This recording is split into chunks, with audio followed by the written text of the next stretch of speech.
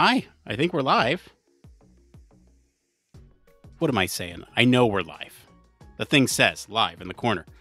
Hi, it's just me for now. I have a guest. Barry is out this week. He's got presidential duties he had to take care of, and also some injury, some personal injury, and so he'll be out this week. But I do have a guest with us this week who's been on the show before. I'm very excited to have her back, and we're still dealing with some setup on her end, so I think you might be able to hear her. Heidi, if you're there, you can say hello. People can't see you, but they can hear you, at least for now. Perhaps, maybe. All right, maybe I'll put her backstage until she's ready to go. Let's see here. Now I can't hear when she's ready to go. How's everybody doing tonight? We have a show for you planned. That's what we're doing here every Thursday. Tonight's show is about aggressive driving and what that means for self-driving cars. So if you'd like, you can leave us a voicemail on our website. That's humanfactorscast.media/voicemail. Leave us a voicemail there about your thoughts. If you're a Patreon member, you can dial in by going to our Discord and the Patreon only channel.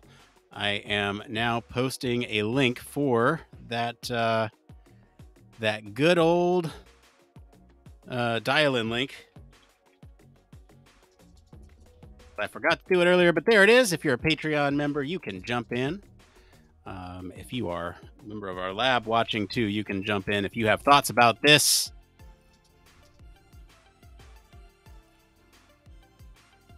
let's see, where are we at with everything? Okay, so it looks like Heidi's here. Heidi, if you want to turn on your camera, I think we should be able to see you and hear you.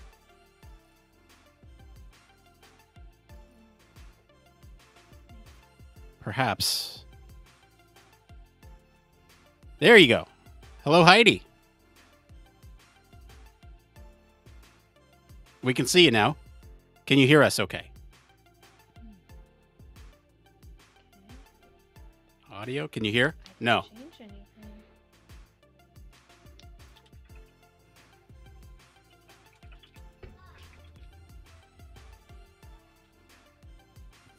If that works. I just typed you some instructions there, Heidi. We'll see if that works. But welcome.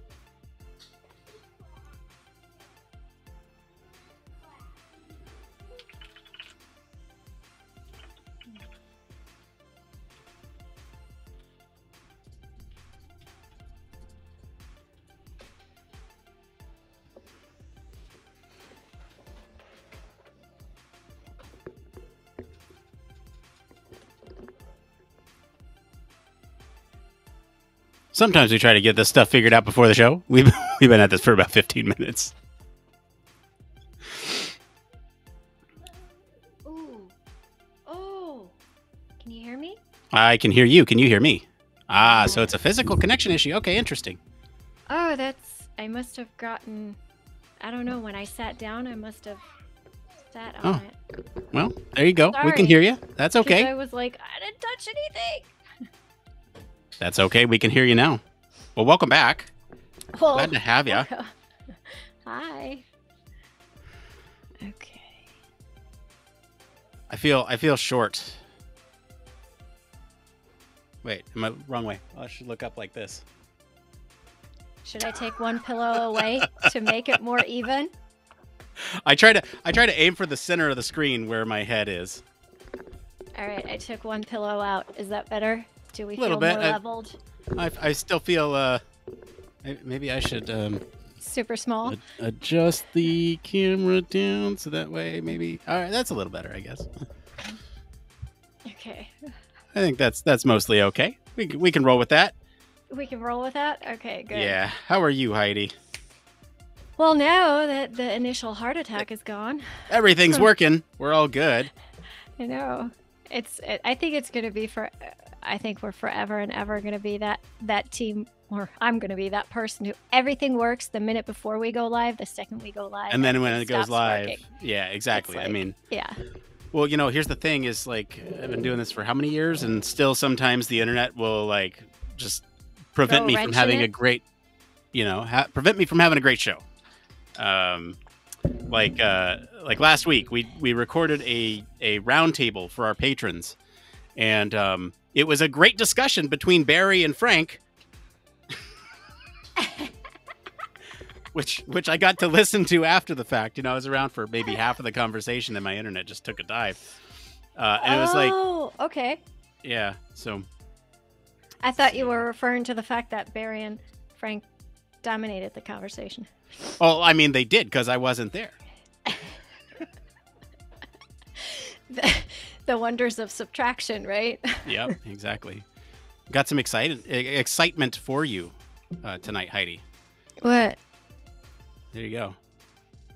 How exciting. It says, oh boy, we have the wonderful Heidi today. Exclamation point. Question mark. Is that positive sarcasm? No, I think that's positive. Okay. I was going to say. Let's not already deflate her the second she goes live. No. I think that's inflation, not deflation. Ah, inflation. Positive reinforcement, encouragement, whatever you want to call it. Okay. Now I feel better. Okay. Yes. All right. And then we're going to take it, and it's going to be one more round of podcasts, and then we're going to finally get down how I connect the camera as well. Okay. I think so. Yeah. We'll get that figured out. So Heidi, last time you were on the show is before we made the big announcement with Safe and Effective. Oh, yes, it was. Wasn't it? It was. So, I'll mention this on the show proper, but I think we're aiming for like next week, right? Yeah. Maybe. Yeah. Everything goes well next week. I mean, if I don't have major technical difficulties here. But yeah, we're aiming for the first episode to drop next week. Yeah, let's just say Wednesday, I think. That'll be a good time. So if everything goes to plan, you'll have a first episode of Safe and Effective next Wednesday. I'll drop that in the Human Factors Cast feed for you all as well. As like a first episode, everyone gets to listen to it, see what it's all about. I'm excited. Short and sweet. It'll be short and sweet. I'm excited. It'll be at least 30 minutes. Yeah. I don't like to overpromise anything here, but it'll be 30 minutes. Sure. We can commit to 30 minutes. I'm pretty sure me and my pal, we can come up with 30 minutes. It's going to be more of a how do we get it into 30 minutes?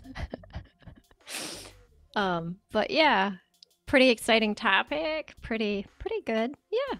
I feel good about it. You want to preview what it's about? And I mean, we can do this at the top of the show too, because I'll ask you. Yeah. What's the latest over at Safe and Effective? What's the latest over? Yeah, it'll be on the new guidance that dropped in December on human factor submissions, marketing contents of human factor submissions that the FDA dropped on medical device development. And Janet and I are gonna the sun's coming out again. I got distracted. We have like thunderstorms rolling in, and the second the sun comes out, it's like a bright shining light. But yeah, Janet and I are going to be discussing the new guidance. Its content, kind of all arounder. It's going to be more like a regulatory roundup extended version, which will be a regular segment on the show, regulatory roundup for med dev and med tech and combo products and bio.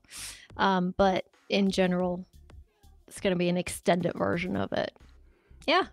Very cool. Yeah, we also have in that first episode, since Healthcare Symposium was just last month, Elise sat down and did an interview with Joe Keebler, Tara Cohen, Farzan Sasson-Gohar, and Tony Andre about the conference itself and the journal. I think we'll tie that into that episode, and it'll just kind of round out the whole thing as kind of like what to expect from that episode, or what to expect from that podcast, rather. So I'm really excited to put it all together into one package. Wow, that is really bright, Heidi.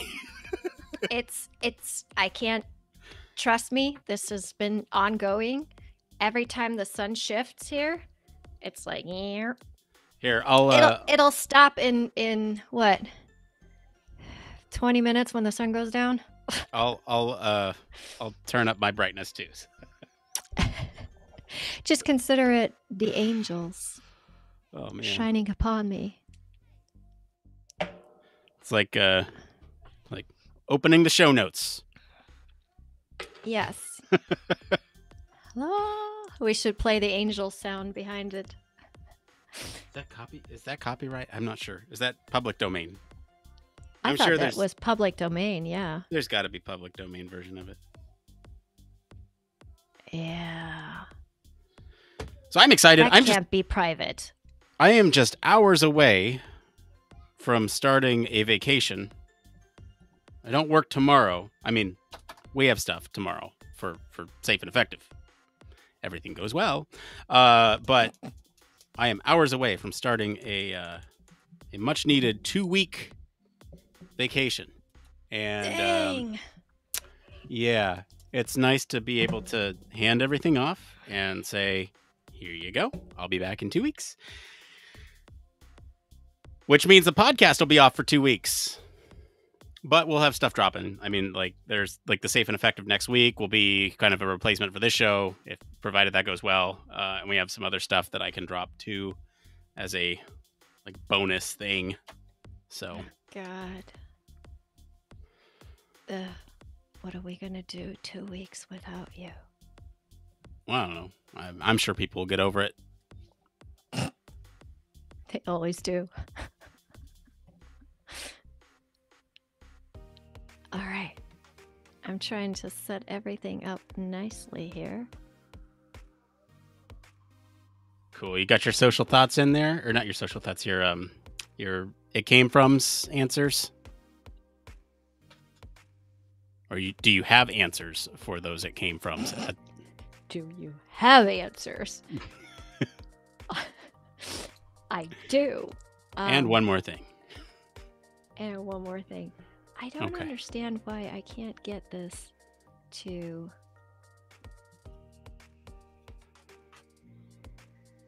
Ah, there we go. Okay. Now it's working. All right. I'm trying to split. I'm trying to teach myself. Well, not teach, but because I'm not using a camera yet. I'm just using the camera. I have to look this way. Otherwise, I constantly look like this. And for that, I'd like to put the other stuff here so that I'm not all over the place.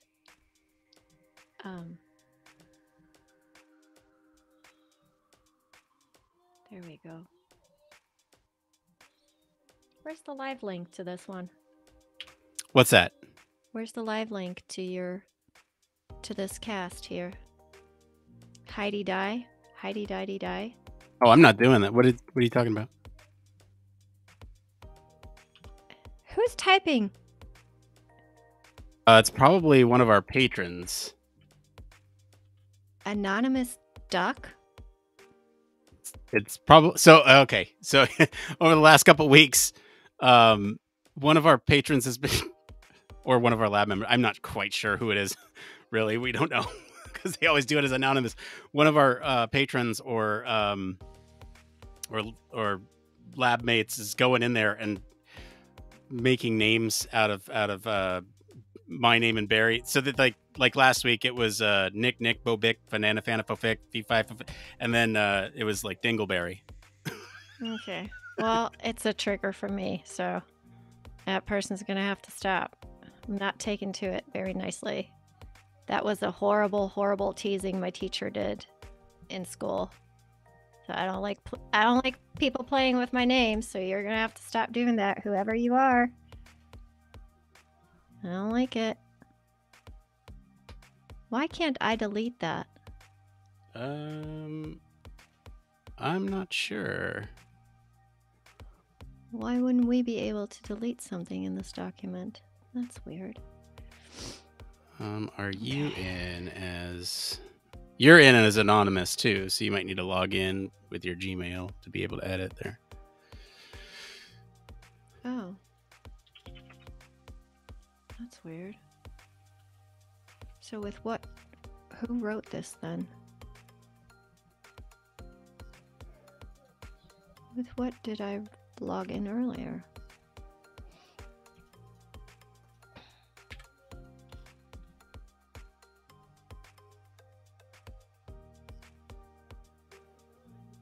No, I'm logged in with the right one. Maybe try refreshing. I'm not sure. Yeah. Oh, there. See, now I see you in there. Oh, really? Yeah. Now when you refreshed, it worked. So...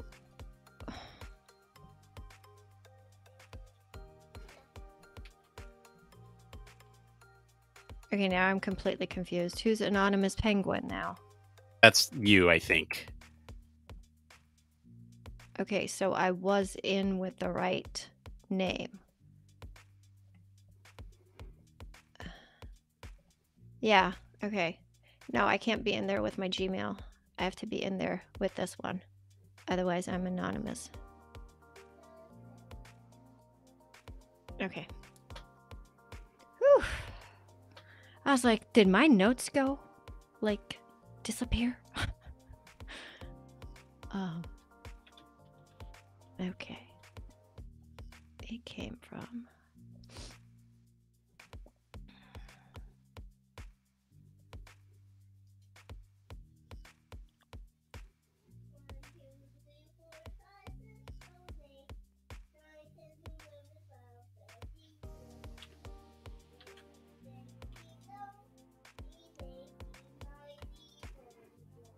Ooh.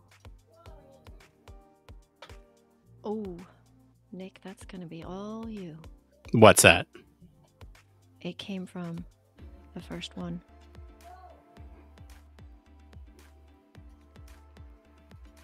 Good, you have a bunch of stuff written down. Great. I mean, feel free to take anything that's under other thoughts there. Yeah, no, because I think it's probably because of the regulated industry that I work in that I don't really know of these. Because you can't work for free on these projects. Oh, I'd imagine not. Oh, we have a couple people in the chat. If you are in the chat, I'd love to know what you all think about the story tonight, which is road rage affecting, I guess, self-driving cars. That is the story tonight. What do y'all think? Y'all gonna act more aggressive on the freeway to make these self-driving cars avoid you? Well, Write it in the chat. If we like it, we'll read it on the show.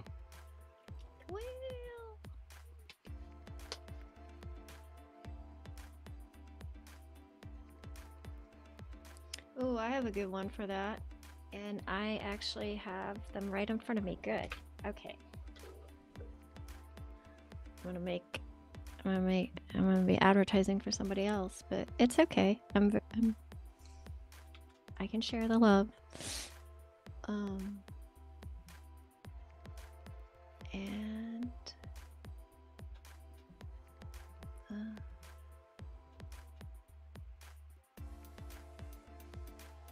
okay. Wow, some really good attendance tonight. So the last one. See, people show up for you, Heidi. People like this is like twice the normal amount of folks that we have when Barry's on. It's because you can't just have men talking. That's No, I the agree. problem. Yeah, I agree. Someone has to have their...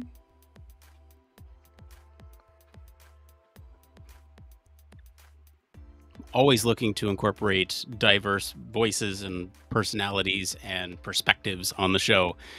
I think two cisgendered white dudes does not make good for I mean, it's like every podcast ever, let's be honest, but I that's why like I really value social thoughts when other people chime in, because we all have so many different lived experiences that contribute to our understanding of the world. And as long as you ain't hateful about them, I think it's good to share those. When I turn my heater on, can you guys hear it? Is it very distracting? Is it on right now? Yeah. I can't hear it. Great. If the audience can hear a really, really horrible sound in the background, let us know. But the old lady here has cold feet and likes to turn her footsie warmer on. Did you notice that the last one got deleted? Which one? The original post doesn't exist anymore. Oh, probably. That happens all the time. I pull I have an automation that pulls these and stores them in case they're good questions, and then if they get deleted, they get deleted. But okay.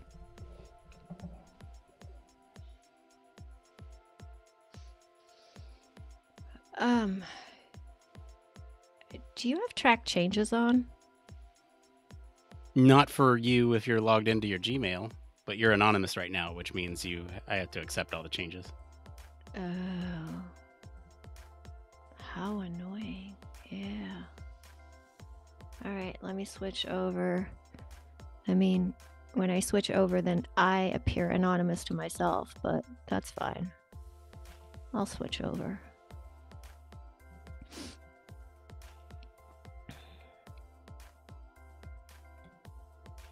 Okay. Where's our social thoughts? There it is. All right. Hey, we got a comment on this. Oh. All right.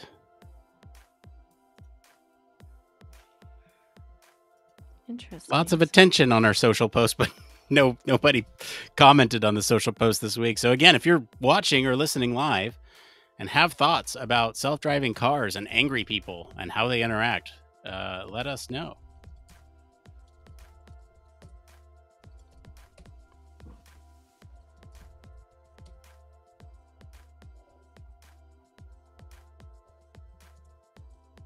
I mean, I don't even feel like I should be writing these notes down because this is stuff I need to know at the top of my head.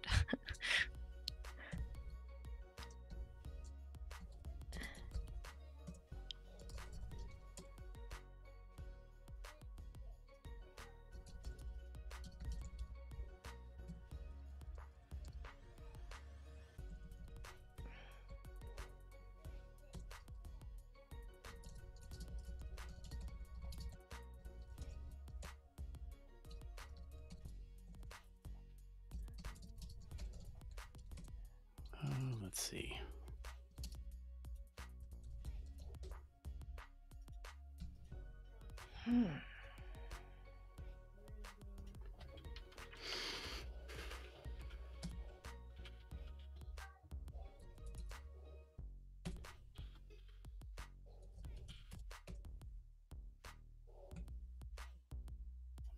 Nope. All right.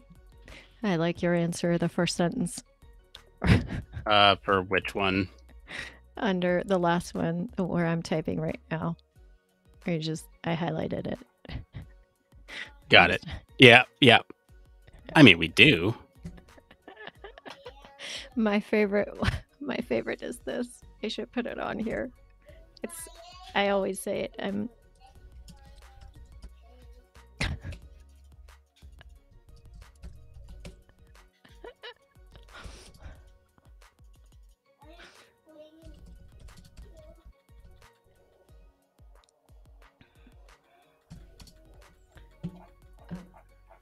Where's the...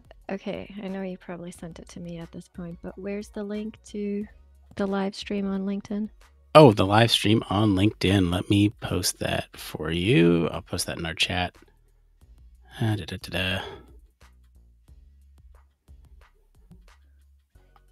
can't believe we're on episode 282.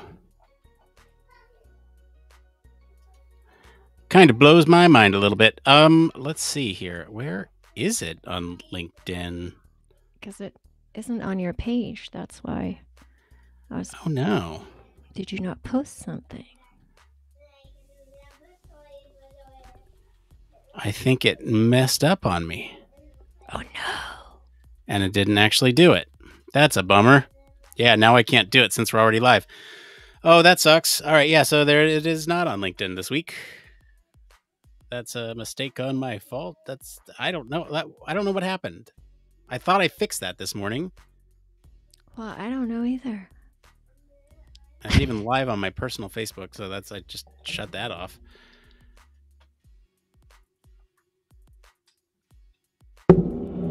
Yeah, there's all sorts of weird issues with the stream tonight. But that's okay. It's my last show before I go on vacation, so I'm just hoping that everything goes well, and you know what, then it will be fine. So where can people watch this live? Only on YouTube right now? YouTube, Facebook, Twitter, Twitch. Those are the 4 right now. All right. Simmer down. Gen X are here. You lost me at Facebook.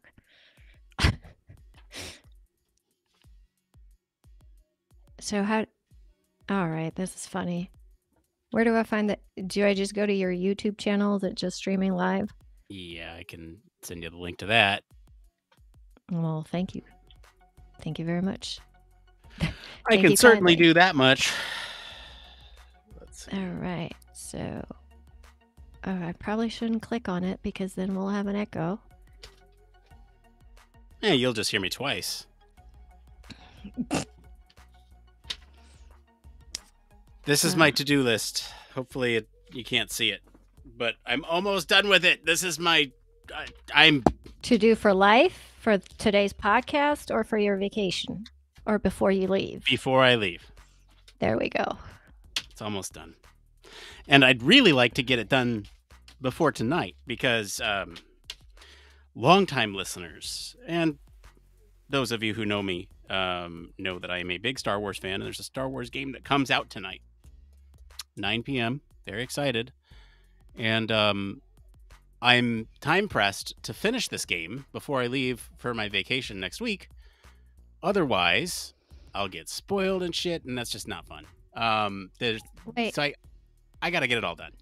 You're trying to finish a video game before you leave for vacation? Yes, that is correct. May I just add that should be the lowest priority on your to-do list? No. You don't understand. That's my highest priority on my to-do list. And that is what's wrong with your to-do list. Well, no. Let me be clear. This to-do list does not have play the game on it. This is my to-do list before I can play the game. And then I play the game, and that's like I got to get that done before I pack, before I do anything. And see, there's people in the chat even agreeing with me that it's definitely high priority. It's an incentive and a reward if you get done with your to-do list. Yes, well, exactly. given our ADHD background, that should work very well then. Yes. So it will likely involve me. I don't know how. I haven't looked up much about it, and that's all intentional. I want to stay away from spoilers for the game. I want to be surprised. So I have no idea how long it is. The last one was something like 20 hours with a completionist run. So I'm hoping that between now and Wednesday, between packing and actually taking care of a child and, having a family and all that stuff, that I can sneak in 20 hours over nights to get this one done. I'm hopeful. I can sleep on the plane. And this is where you confuse me with Barry. How am I confusing you? I have a clue what you're talking about on the video game. I'm like, sure, he's trying to finish a video game. Last Yes. video game I ever played is Tetris on a Game Boy when it was new, not when it was retro. Okay, we need to catch you up on some because video games nowadays No. are very much like 20-hour movies. Oh, no, no, You no, play. no. No. That's dangerous for people with hyperfocus. Oh yeah, no, it's great for people like us. No. No. I barely sleep as it is. Oh no, and there's a ton of like. See, here's the thing: is like there's games that hit your like everything. You got check boxes and check marks and experience points and everything. Just like it's hitting that dopamine cycle every couple minutes, and you're like, oh yeah, this is great. All right, new level, great. What do I get now? Oh, I can play with this new toy. All right, oh, new level, okay, cool. I can play with this new toy, and then it's just like it hits everything. I'm telling you. Listen, I like to be somebody who's inclusive and respects everybody's interests, but it'll be something I will never get into. Ever. Never say never. Never say never. No. I've tried. People have tried. But people have tried. But you said, but here you are saying the last game that you played was Tetris when it was new. Right. You mean like? But I mean, when I say play, do you mean I obsessively played it for years, or because when I say played, I mean literally just played once? No, I know that's the exactly definition that I'm talking about here. And so to say that you've tried would indicate that you haven't tried Tetris. Since Tetris. Yeah, I've never loved anything else since that. Yeah, but how would you know if you? But I was also 13. No, I've tried. Like I said, people have tried. Okay, so you've played games. You can't call that playing. I mean, I got a controller in my hand, and then people yell at me, do this, do that, do that. Well, that's your problem. No. People are yelling at you. You got it. No. It's there are certain games that are better for people to get into gaming than others, and having a coach is not necessarily the best environment to have that happen in.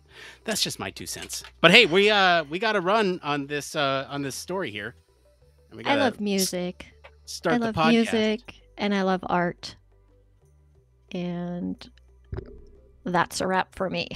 Alex says you need Elden Ring. That is a Alex, I don't even know what Elden Ring is. And Iris said my Elden Ring right. suggested. There we go. All right, let's go. All right. We're going to be back right after this with the show, so stay tuned.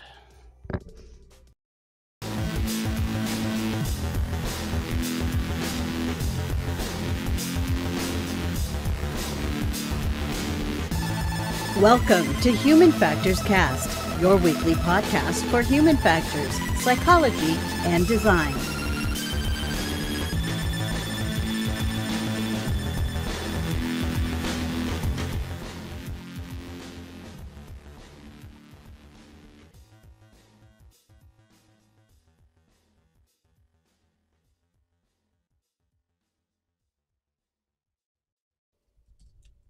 Hi, everyone. Welcome back to another episode of Human Factors Cast. This is episode 282. We're recording this episode live on April 27th, 2023.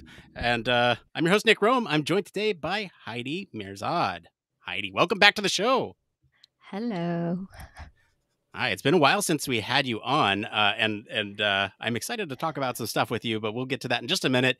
On tonight's show, we'll be discussing some of the impact of road rage and driving and the implications for self-driving cars in the future. Later on, we'll be answering some questions from our community, including where can I find real projects to work on for free, explaining the job of a UX researcher to middle schooler, and feeling lost and needing guidance in human factors. But first, we got some programming notes here. Just a quick update. We're going to be off for the next 2 weeks for a summer hiatus. I am on a long-deserved vacation. We will have some other fun, interesting things coming out your way. We have an interview with Stephen Wilcox about one of the workshops from the Healthcare Symposium last month.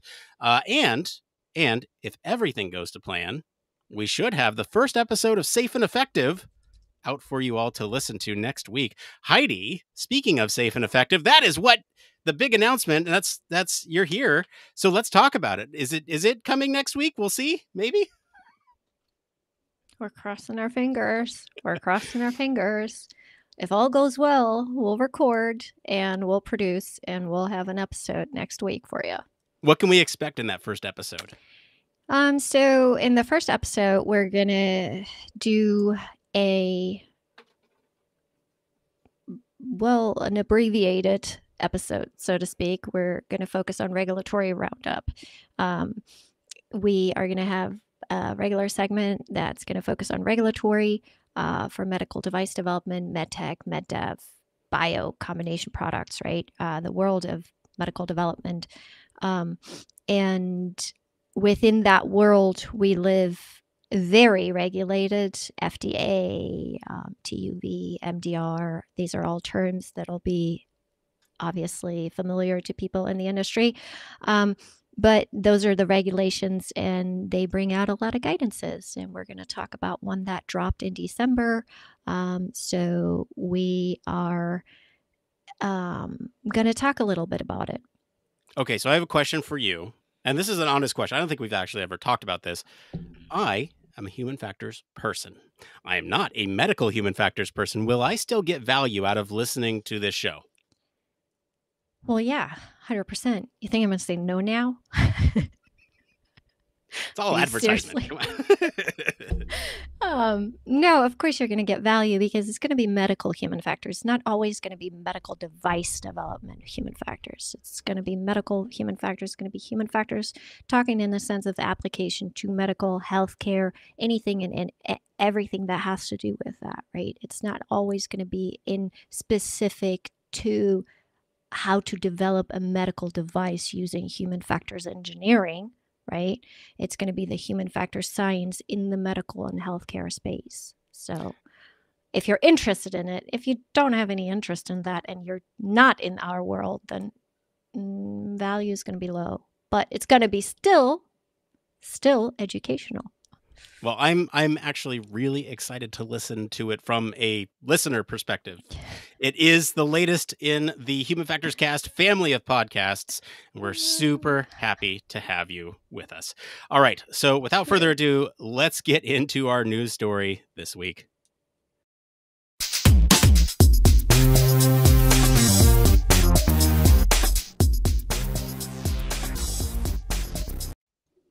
That's right. This is the part of the show all about human factors news. Heidi, what's up with the story this week? Am I reading the story? Yep, yes, that's I you. Am. And it is me. All right. Well, this week is going to be about road rage. So, the University of Warwick has conducted the first systematic study to identify behaviors of aggressive driving and the impact it can have. The research showed that aggressive drivers tend to drive faster and also exhibit more mistakes than non-aggressive drivers. As the era of self-driving cars approaches, this poses a challenge for researchers. Aggressive driving can put the lives of other road users at risk. The research is significant because it could help autonomous vehicles identify and avoid potentially dangerous driving situations. The lead author of this study explained that the research would enable scientists to identify dangerous driving behaviors through the use of driver monitoring systems, allowing drivers to be alerted if they are at an increased risk of an accident, and for the vehicle to deploy calming methods such as altering the cabin noise level or playing relaxation music or ultimately reducing the speed of the vehicle. The study shows that human error, often as a result of aggressive driving, remains the most significant causes of crashes on the road. The research aims to promote safer driving and to recognize the importance of driving privileges as a privilege and not an entitlement. So, Nick, what are your first thoughts? So, I have two perspectives on this, and one is of somebody in an automated vehicle looking onto an aggressive driver. And that's the way that, as I read this, I initially thought it was going. And so there's obviously there'd be some monitoring systems that would act very similarly, at least to how I interact on the road, which is avoiding aggressive drivers and getting out of the way when they're being jerks on the road. By the definition that they use in this article, I'm probably also an aggressive driver because it's saying that they It's average very about loose. 5 kilometers It's per very hour. loose. It just ends up being like 3 miles per hour faster than non-aggressive drivers, and so that's a pretty low threshold to be called an aggressive driver. I mean, there's also the other perspective, though. So that was one perspective. The other perspective is being inside of a vehicle with semi-autonomous systems on board that can detect the driver's aggression, right? So I'm talking things like onboard systems like adaptive cruise control or lane monitoring or anything like that. And I think that would be probably a better use of some of this technology. And I think that's where they're actually leading us towards here, not necessarily the first scenario that I described. But Heidi, I'm interested. What is your take? So curveball, as always, I almost feel like I have a complete different take on this. I actually have major issues with this. And from an aspect of, first of all, it's not even a personal like of the definitions in this article. I think the definitions of aggressive driving are, like you said, very low. When it looks at the bars, like 3 miles per hour going faster on average. I also think they're using the word incorrectly. I really do think, and they're using it wrong, incorrectly in the context. So when they speak about human error, often as a result of aggressive driving, that's actually completely false. It is a part of it, right? And there are so many other aspects that lead to human error. Way more important are distractions, mental health, behavioral things, habits, traffic flow, traffic influence, traffic speed, occurrences on the road, right? Events happening, like I said, distractions. And then there's also, we just went through a pandemic, mental health, heightened societal, cultural, impeding aggressions already coming in, right? Aggressive driving is a really big bowl to throw everything in. And that's where, like, that was my initial thought. You know, I do want to touch on the definition, I guess, a little bit to start with, because you're right. The definition that they use for aggressive drivers, well, it's a descriptive stat that they're saying they go 5 kilometers per hour mean faster than non-aggressive drivers. But I want to focus in on this aggressive driving definition because I think this really does define the behaviors.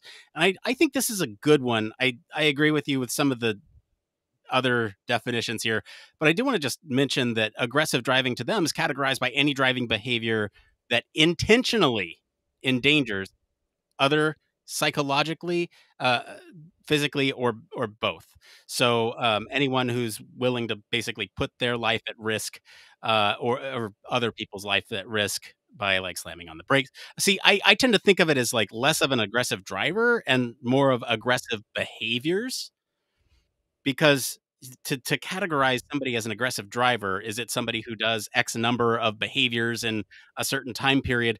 Those definitions are lost on me, but there are certain things that you can definitely use to describe aggressive behaviors. And maybe we can focus more on that aspect of it than drivers, because everybody makes mistakes. And so if you think about like slamming on your brakes because of something and it wasn't intended to hurt the people behind you, then is it aggressive? No, it's just dumb. And so so I'm looking at Or it, or a mistake. It could be a mistake. So I'm giving like those actions get the benefit of the doubt.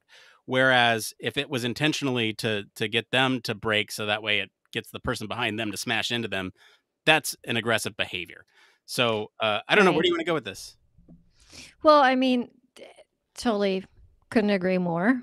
But I also, I in general I got really excited about the topic, and then I read the article, and I'm like, I have so many issues with this. I have so many issues with this because it says in the article, it speaks to, while it's of course unethical to let aggressive drivers out on the road and study them, I get it totally. I understand that they have to produce this, semi fake behavior or thinking process in the participants, but they said that they put them in an aggressive state by recalling angry memories. That's not the definition of aggression. So I have so many issues with this study, and it's a very short, synopsis of what they're doing, and I'd love to read more in detail on it. Like maybe they are answering these things in bigger papers and bigger publications, right? But when I just look at it from that aspect, I have a lot of issues with their approach and with their definitions and how they see certain things. And like I said, defining human error often as a result out of aggression, totally incorrect. We come from the world of behavioral science, right? Human factors, psychology.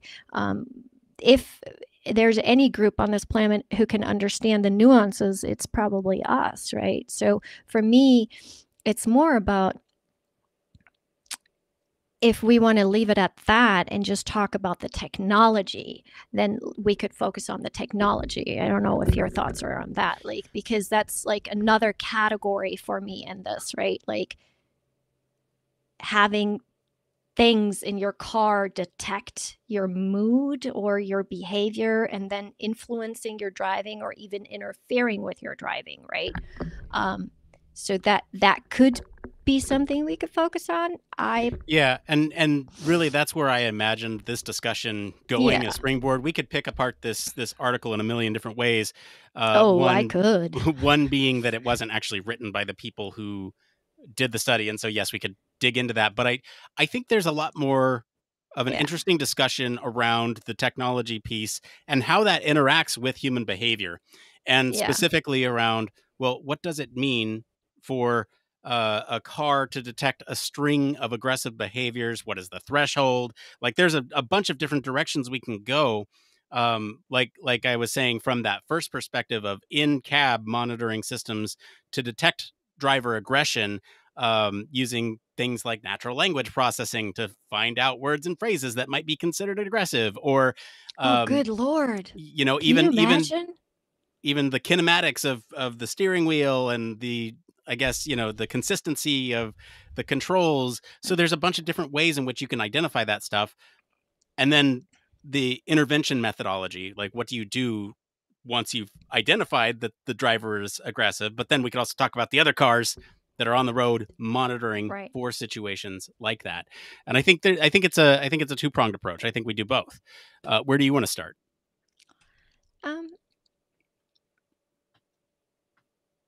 I like the interference because I don't know how you feel about that, but the instant I thought of having something in my car, first of all, monitoring my driving, no, thank you, sir. I do not need yet another thing that is monitoring me.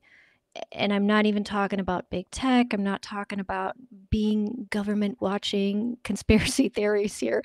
I'm literally just, I don't need yet another tool in my car that gives me a dashboard that I have to divide my attention on, right? I just don't.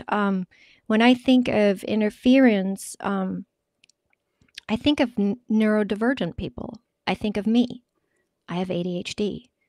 Do not start playing music in my car without asking me. Do not start playing changing the light in my car without asking me. That'd frustrate me even more, right? I mean, now you're asking me to be aggressive. I mean, like ADHD has like, I can only obviously speak to things I know, but like has an aspect of rage issues, right? Yes, I can speak to that. That's something that I've dealt with. There you go. We've dealt with all our lives, right? As we get older, we learn, or, once the diagnosis comes in and we understand where it's coming from, we can learn tools and you can start managing it. But road rage is actually something that ADHDers often suffer from, right? So now you're going to start messing with me. like, because you don't like how I'm driving, and now you're going to edge me even further, and you're going to make me more and more and more annoyed and more irritated and more possibly aggressive. You're not fixing anything. Second of all, I don't know, does your car do the brake when you're too close to somebody? No, I don't have that kind of money. Oh, you can get it for very cheap. Very cheap. Volkswagen, very cheap. I don't have that kind of money. Mine does. Patreon, everybody. Throw us a couple of dollars so Nick can have that feature in his car. But mine does. And every time it does it, it scares the living out of me. It makes my heart race. It induces anxiety. It like gives me a tiny, teeny, tiny heart attack. And so these monitoring systems and then interfering with your driving by cutting something off or inducing something or starting something, I would, that again, to me, is yet another example of how in society we want to develop a standard and then make everybody fit into that box. And that is where neurodivergent people are going to be left out again. People with disabilities, people with neurodivergent, right? We're going to be left out again. And we're going to have something where we yet have to conform to something yet again that we don't fit into, like the 9 to 5, right? This sitting in an office with lots of people, the big room offices. And it's just an example for me, but that's exactly that to me yet again. And so to me, there comes a point where with all this innovation, with all this technology, why are we keep developing things that are to be put in standard measures opposed to fixing things for people who don't fall in the standards, right? And that's where I really have issues with. Like, I don't have a problem with smaller things, but who knows? It's unique to me, right? Like, Alexandra just mentioned lane detection, right? Like, I turned that off on my car. I'm like, lady, you need to stop telling me when I'm in the lane or outside of the lane. Like, I can't handle it. Like, but it speaks to a bigger thing. And then when I think of that technology, right? So the interference is a factor for me. And then the interference is also, now when you think about like having a technology like that, you also have to think about mental state that the driver comes with, right? So how's the system going to know if maybe that day you are already in a heightened state, but you're doing the best you can, and it's like, or the traffic flows a little faster, so you are 3 miles over or 5 miles over, and you are changing lanes a lot because there is construction. Is it going to detect those things, right? Is it going to know that the reason why you keep changing lanes is because the traffic is directed that way? Or what's the threshold? What's the threshold? Again, and again, thresholds are always, how are thresholds calculated? On a standard, on a average, right? On a mean. So again, it always leaves out the exceptions. And that is very, to me, is very, it's a very slippery slope. I don't, yeah. And let me be very clear. If it's not going to be a topic we need to talk about, but let's be very clear. If this comes out, insurance companies are going to couple it to your insurance. Oh yeah, they will. And I don't need to be ducked on my insurance for having ADHD. Well, I mean, they already have this for safe driving. So if you drive within the speed limits, or depending on how quickly and how fast you come off and on the pedal, right? Insurance companies have incentives for safe driving already. And you're right that this would be included in it. And I just got to, really quick, I just got to say, you both, even Alex in the chat saying with the lane detection and the front forward detection, I got to get a new car. So Support the show right there. I mean, look, here's the thing. There's technology that can fix the issue, but there's also like policy that can change the issue too, right? So like if you think about aggressive driving, and if there's instances where we can make laws that, I don't know, would punish people for driving aggressively. So like a 3 strikes rule or something, where you could appeal them. Well, hold on. This is a controversial take, but like we already, driving is a privilege, not a right here in the States. Okay. So the thing about that is that currently, what is the reevaluation period for a driver's license? I haven't had to go in and take a test since I was like 16 years old. The last time I did a test was for my motorcycle license, like 10 years ago. Okay. And so I haven't been tested. No one's checked me to make sure that I am still up to date with all the standards.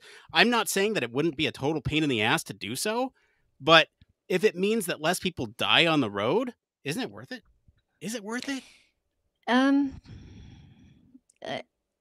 Here's the thing. Are you going to tell me that 20 minutes of your life to go get reevaluated is not worth saving a human life? Oh, reevaluated. Sure. We can have that. I wanted to pick on the first thing you said, and that is policy. And judicial systems.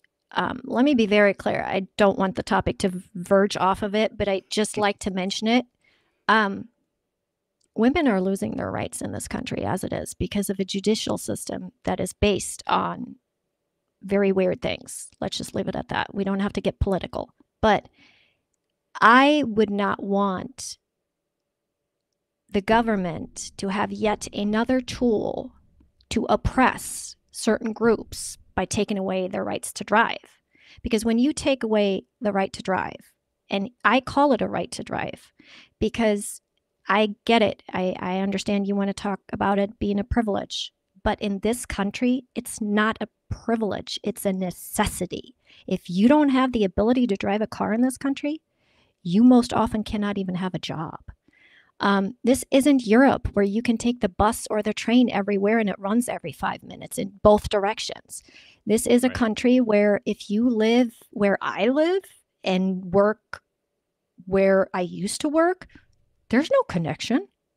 I couldn't have had the job I had. So if you are limited to having a job within a walking distance of your home, no, that's not working in this country. So to call it a privilege in this country is a little bit unfair. Second of all, I get what you're saying with like the last time you took a test was 16, because it was one of the points I had in this thing, right? Is like, so here in this country, you get your driver's license when you are a high schooler, right? Often combined with like a high school class to get your driver's license, right? You take the test when you are 16, 17. Your mind thinks differently. Let me just be very clear. The things I learned when I was 16, if they were from a textbook, oh, good Lord, I've forgotten those. And another thing is, so, okay, let's say we get reevaluated. I actually would love that idea, right?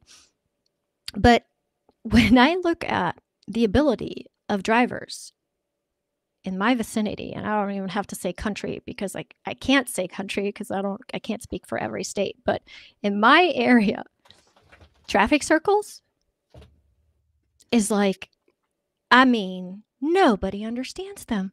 Nobody. When you say traffic circles, you mean roundabouts. Roundabouts, whatever you want to call them, circle traffic circles, roundabouts. Despite them being magnitude safer. Exactly. Nobody gets them. It's like a mystery. It's like everybody guesses like, oh, do I get to go in now? Do I have the right of way that I'm in? Do I have the right of way coming in? Like, what is the situation here? And if that can leave a situation unanswered, I mean, nobody learns it because nobody has to. And that's to your point, because we never have to get reevaluated, right? So if you got your license before that was a thing, you never have to learn the rules of that again. So And I get it, but like it goes to so many things that I have real sincere issues with without being like pointing fingers at America's problem of driving education. Um, I noticed I always, this was one thing I wrote down in my notes.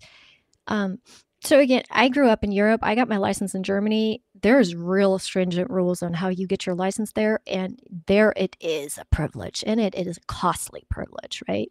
So we pay thousands and thousands and thousands for our driver's license. And you have to have a minimum of hours, and you have to have types of practice. You have to show highway roads and night driving and backing in and up the hill and parking and city driving and this and that. And so, and even if you don't have an automatic, no, it's the other way around. If you don't have a manual drive, you're still going to learn on a manual drive.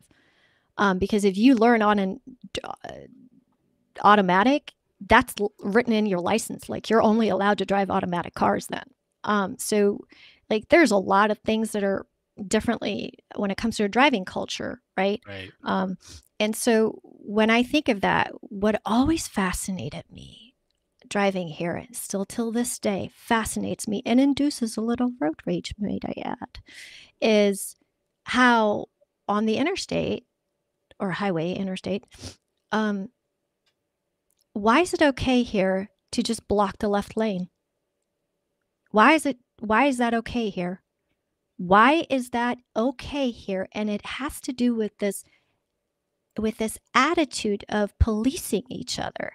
Of if I'm driving the speed limit, then I should be allowed to stay in this lane because I don't need to pull over. I'm going speed limit. Well, and if you're not going speed limit, it is the limit. It doesn't limit matter. Means that you don't go above that. It is the limit. You can say it 4 more times. I don't care. It's it doesn't the limit. matter. It's the You're limit. not a police car. You do not get to police me. If I choose to drive faster and I want to flow with the traffic, then move over. You should not be blocking the left lane. And that induces rage behavior in people. So Okay, what we're doing...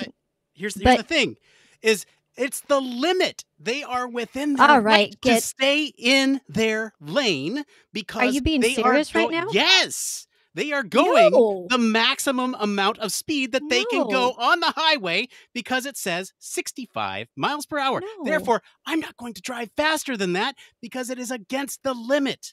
I don't understand why people think it's okay to go faster than the speed limit. All right. First of all, you're getting a little ragey right now. Second of all, you need to come off of your high horse. It is not for you to make that rule. You do not police others.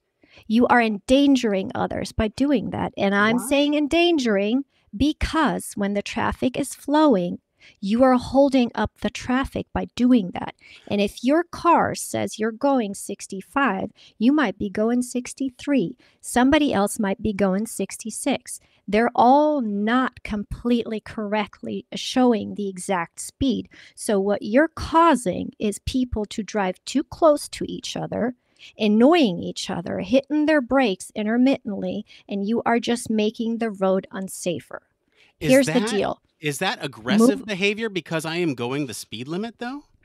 It is aggressive behavior to not move out of the way when you know well and good that you are holding up traffic.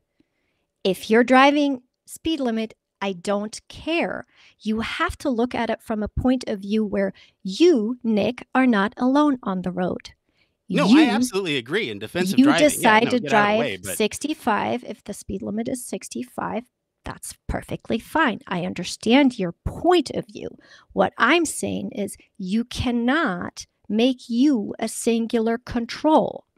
You cannot police others. So the rule is, and it is actually, if you look it up, the rule is to move out of the way for faster traffic. It has nothing to do with speed limit. So you thinking because you're going speed limit, right? And that gives you the right to block the left lane forever, infinitely, is not okay. No, because I'm you just don't saying know. I don't get mad at people who drive the speed limit in the left lane. That's all I'm saying is I don't get mad at them. They're going the limit. And here's I the thing where do I agree because with you that it is dangerous because what happens is when you go the speed limit in the left lane, what happens is that people who are behind you start going and passing you on your right, which makes it an infinite cycle where you can't get out of that lane. I agree with you. I'm right there with you. I'm just saying the limit is the limit. You shouldn't go faster than the limit. I get in this fight all the time because why do you not go faster than the limit? Because you will get pulled over, okay, which but you're means you are looking at it. doing something that is You against are the law. you are looking at it from such a privileged point. Oh my God, I cannot believe you have that viewpoint because there's other factors that come into driving, right? Have you ever seen trucks? Trucks don't drive speed limit. So let's be very clear. Trucks don't go speed limit. So when you're blocking the left lane because you're going speed limit and the speed limit is the law and you shouldn't go against the law and yada, yada, yada, yada, yada, that truck does not care. And what they're going to do is they're going to push you and push you and push you and push you and push you. And there's a 16-footer behind you or freight truck, whatever it is. And you're in a little car. Get out of the way. Get out of the way. Let the faster traffic move past you and then go back in the left lane if you're so married to the left lane, right? But this ignorant thinking of that you get to police others endangers others, and that is actually, and that's where why it, to me, it applies to this topic. That's rage inducing. That's aggressive behavior inducing to other people. You're irritating people, and if somebody's having a bad day, now you're just asking for it. And that's what I mean. There's no groupthink anymore. There's no like think about your others anymore. There's no empathy for others anymore. There's no maybe somebody's having a shitty day. Move over. Look, right? Heidi, I'm completely in agreement with you. I'm No. taking a contrarian opinion here. I think, look, but it's more than that. You're right. It's more than that. It's not just the like driving in the left lane. It's also what always the entitlement on the road. Right, the entitlement on the road. Yes, right. No, I agree with you. I agree. The shoulder. How many times do you see somebody using their blinker when they change lanes on the highway? Forget about it. Forget about it. First of all, using it, I barely ever see it. Again, well, should add, I live in Massachusetts, so driving over here is different. But also, has everybody forgotten that they're supposed to look over their shoulder when they change lanes? Because I mean, I can't tell anymore because all I ever see is people go shit, no blinker, no nothing, shit. Like, oh, I'm alone on the road. So that all these things are factors for me where I'm wondering, would the system, that monitoring system, right? Would it take certain things into account? Is it going to penalize me for subverting a dangerous situation because it thinks I'm being aggressive, but really I'm being abrupt because somebody else is like, how does that work? So I don't know. And here's where I'm at with the whole thing, because I think we both agree that the right solution isn't necessarily interfering with somebody's driving, because for one reason or another, it can either enrage you even further. It can cause you to take even more erratic action. There are certain things that you can do from a policy perspective, like implementing some regular recurring evaluations that would help and assist with this type of thing. And in case anyone is interested in that larger conversation about inequality, marginalization, and what the U.S. has done to sprawling communities and speed limits and all that stuff, as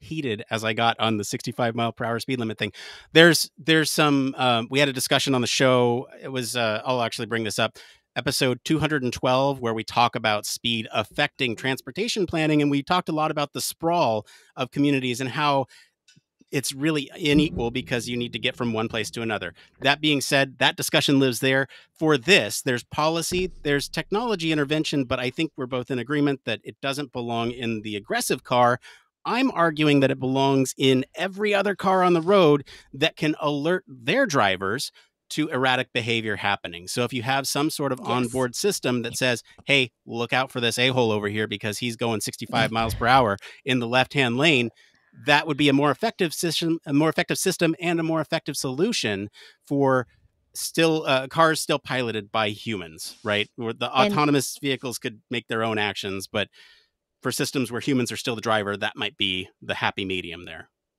And if it really would say look for the a-hole, I would buy the software. Yeah, I would totally. Oh, I'd be in. Yeah, yeah. If it would so. say look out, there's another a-hole or another mass hole. Yeah, I would totally be in. But I actually agree 100% with that one because I think, yeah, if it wants to alert me, like Waze, right? That's what it's called. Waze has these little like pop-ups. Like if it, oh my God, wouldn't it be so funny if it had like a little emoji, a little brown emoji, like. If you could tag cars that like say this is an a-hole, and if it gets enough reports, it elevates it, and that'd be cool. That would be, well, I don't know.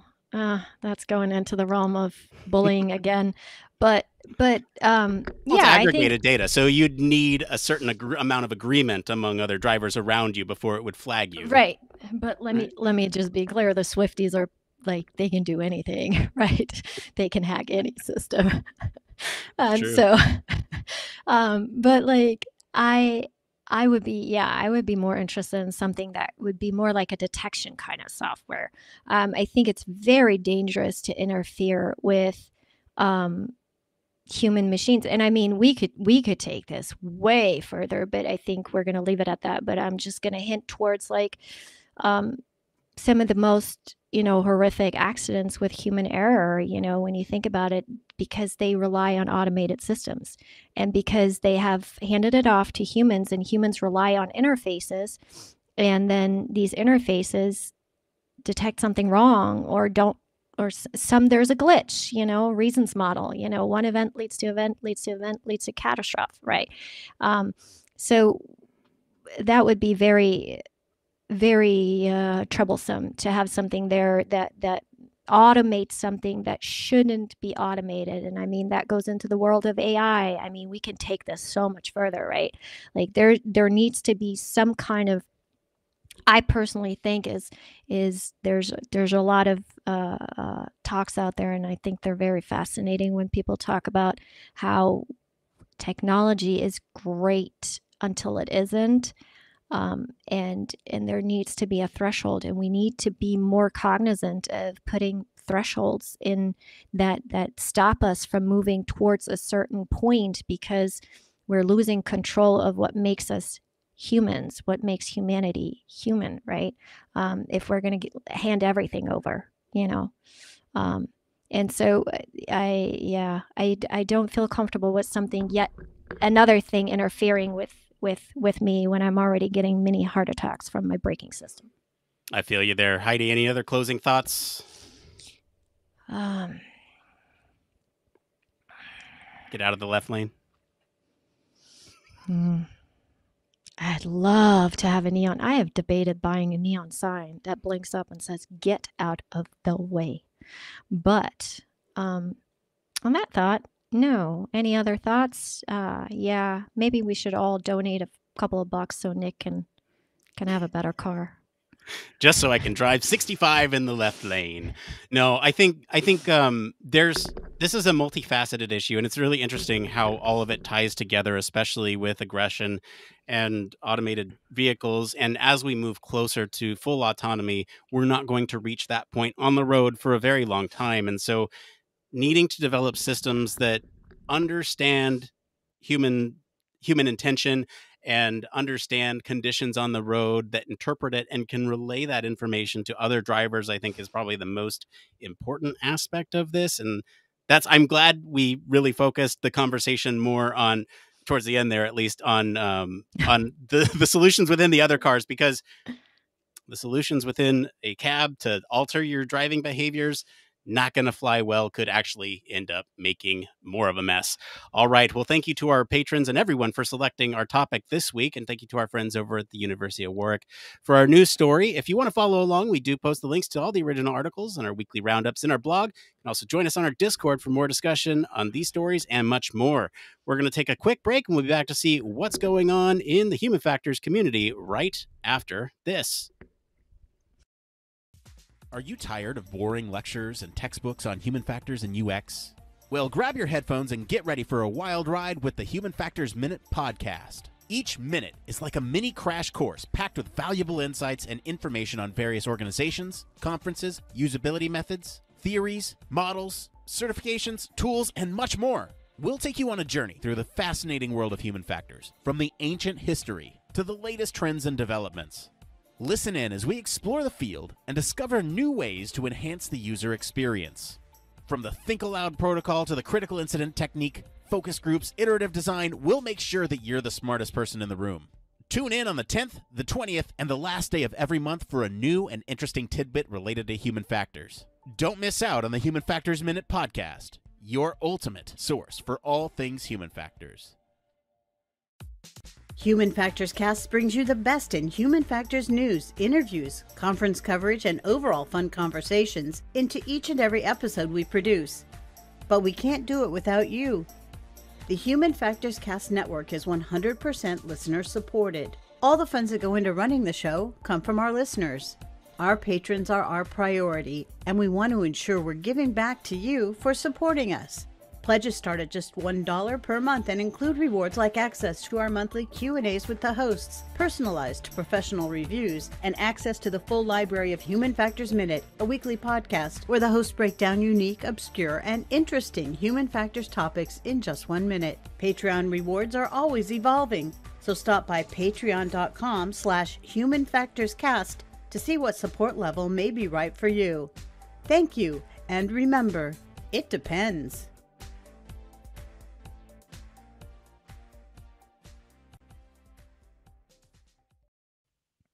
Yes, speaking of Patreon, we always want to thank our patrons and especially want to thank our Human Factors Cast All Access and VIP patrons like Michelle Tripp.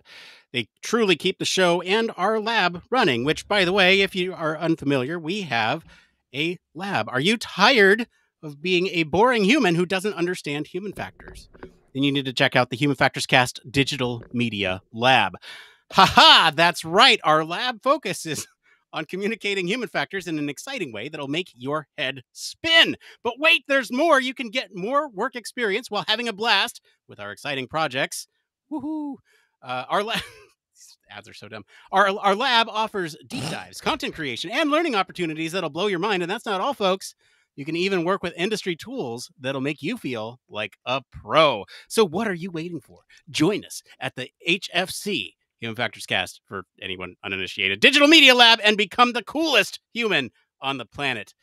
Just kidding. But seriously, though, join us. All right. With that dumb ad read out of the way, let's get into the next part of the show. Maybe you should. It came from...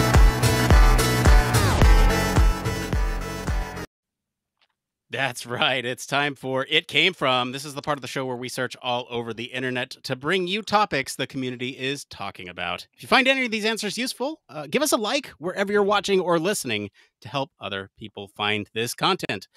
All right, we have 3 up tonight. This one is by Sigix on the user experience subreddit. They write, "Where can I find a real project to work for free?"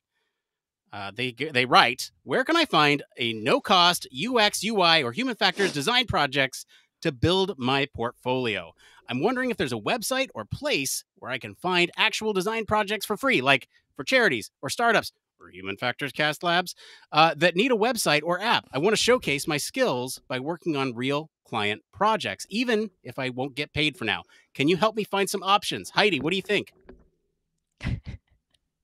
Your voices are hilarious tonight. I'm on one. This is You're on the a man about roll. to go on vacation. You're on a roll there. Little ragey, little voicey. Oh, it's a treat tonight with Nick. I actually, that's why I said earlier before we went live. I was like, this is all you, because I have worked in nothing but regulated industries. There are no free projects. I mean, there's poorly paid projects. I mean, if you want to get, very little, if they is free for you, then I would consider government contracts. I know that the VA always looks for volunteers on their UIs. I know that there's plenty of government contracts out there, or government contracts, government work, where they have very little funding, so they are, they're happy with everybody who can help out, but it free per se, where you can practice. To me, this is like two things, right? You're looking for practice work, and because you're practicing, you are willing to do it for free, but nobody really wants your practice work. So I would consider like that a little, like, depending on what you're trying to practice, then you could maybe offer some freelance work for companies, startups, right? Something like that, where it's not that high risk, high, value kind of thing. I know startups always are helpful, are happy for any helpful person or helping hand. So that's the couple of things that I would think of. Yeah. Hey, we have a lab. So I don't know, maybe the lab, but also the lab. And have you heard we have a lab? I think there's Say it again. Say it again. The lab. No. So look, there's a couple options for you. There's plenty of websites that connect you with volunteer organizations out there that will sort of list a task. And here's the thing with volunteer work is that both parties understand that it's volunteer work. And so that motivation needs to be intrinsic, in the sense that the person who is the volunteer, i.e. you in this scenario, you need to have an intrinsic motivation to complete the project, because the expectation for the person that you're volunteering for is that they're not going to get it done because it's a volunteer position. And like, if anyone volunteers with the lab, my expectation is that you get nothing done. And that's an okay and reasonable expectation to have. That work needs to come from you. And that's part of the reason why you don't see a whole lot of these opportunities where people go, hey, I need volunteers to do this big, massive project, because either people are going to burn out in the middle of it, realize they're not getting paid for work that they should get paid for, or decide that they have enough to fit into a portfolio and call it done. And so that's why you don't see a whole lot of these opportunities just screaming out there to do work. But I would say, even beyond our lab, there are other labs out there, local organizations, charities, all this stuff, where it helps a lot if before even engaging to them, you come to them with something and say, hey, look, I've done some work. I'd love to work with you, just, pro bono, to get this thing even a little bit further than where it is right now. I just wanted to come to you with something so you know that I'm serious about this. And that would go a long way. And that's why I mentioned like helping startup companies or helping government agencies who don't have a lot of funding, where maybe you work for very little with the understanding of how that works, right? Value, that whole paying for something qualitative and paying very low for,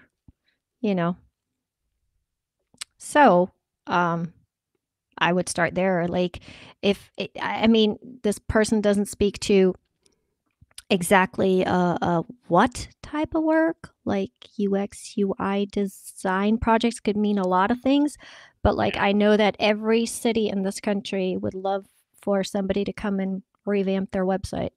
Yep. Plenty of opportunities there. Plenty of opportunities there. I mean, I can just think of my city's website, and so or charities always are thankful for any kind of input you can give.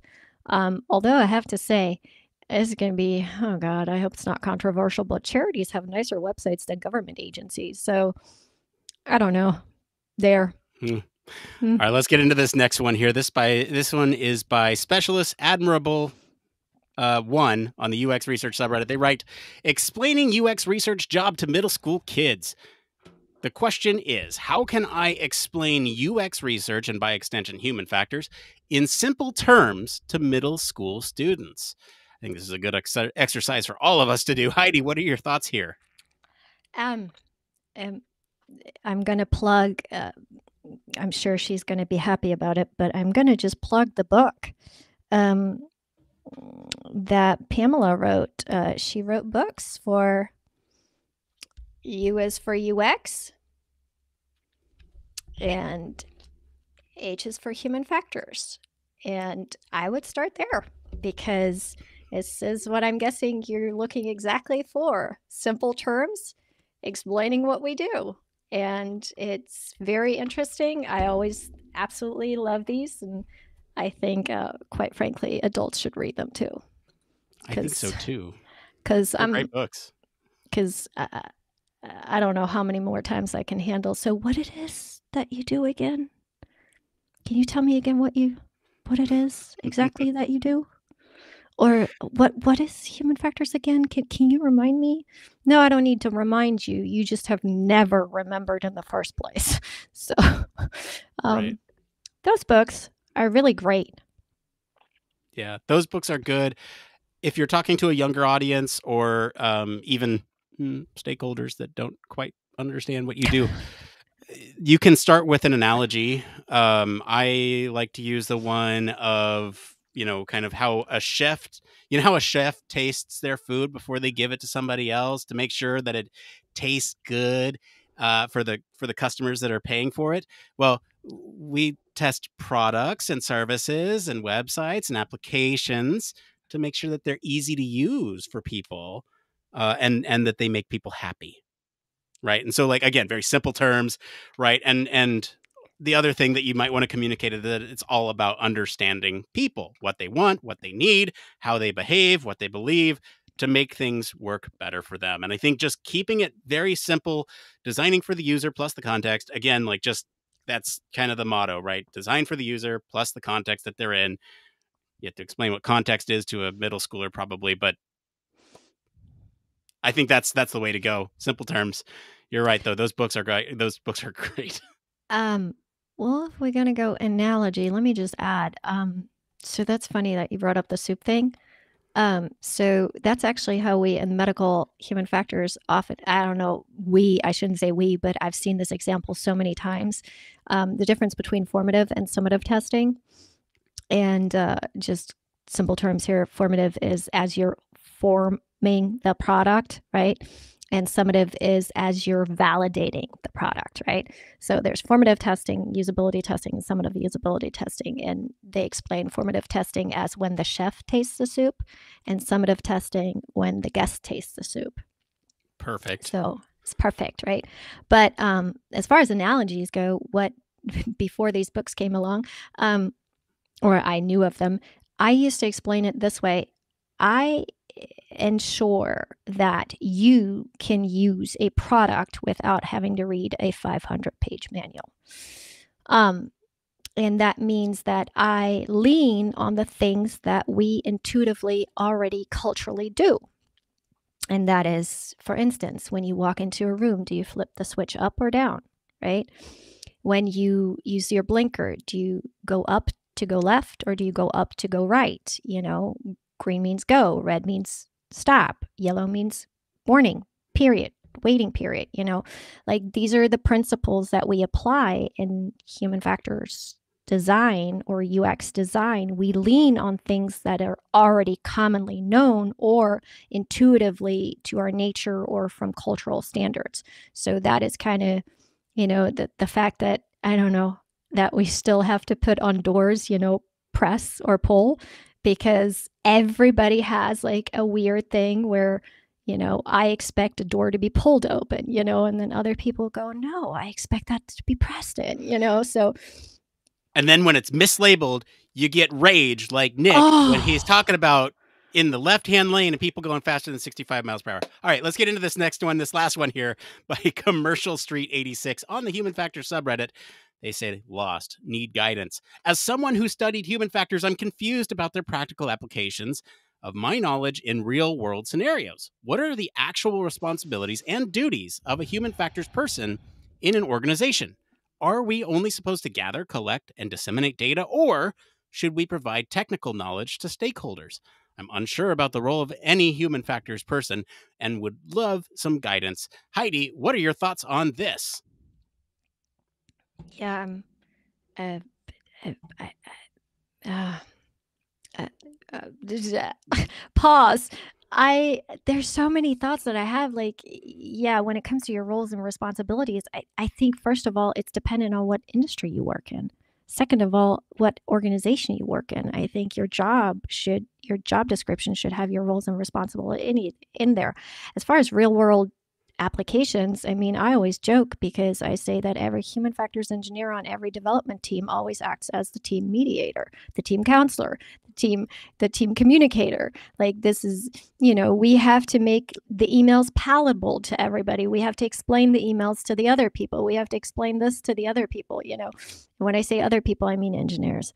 And so there's lots of different roles and responsibilities and like real world scenarios, but I always equate it to the fact though that you do come with a different background, right? So you on average, or try not to use the word standard here, but on average should have a greater talent at communication because you understand the psychology a little bit more and the human behavior a little bit more, right?